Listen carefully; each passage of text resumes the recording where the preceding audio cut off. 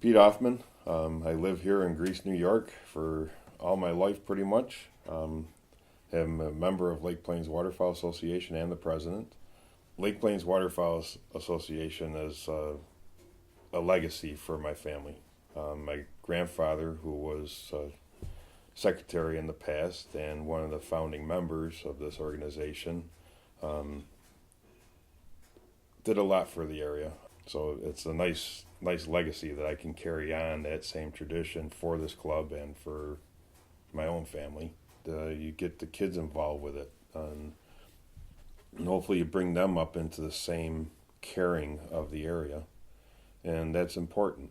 That's really important that the kids get more involved with nature.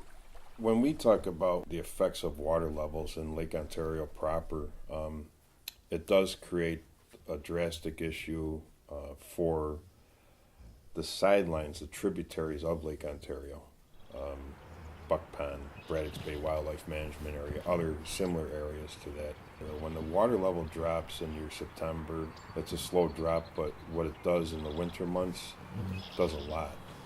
Waterfowl for me in Buck Pond, that kind of ended, I believe it was about 1986, 1987, when I stopped going there because we didn't have any more potholes left.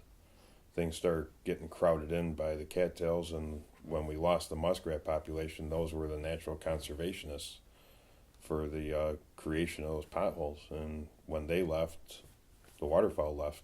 With the pike populations, what we've seen in the past, we were seeing some fantastic pike, 12, 13, 14, and on up, even into sometimes a 20-pound range. Now, if we went to Buck Pond, you won't find anybody in the winter months fishing Buck Pond. It just doesn't accommodate it because it's so shallow water and it's frozen out. It doesn't leave enough oxygenated water for anything to survive in. It's something that we lost from the past that we'll never. I don't think if there's nothing done, we'll never see anything like that again.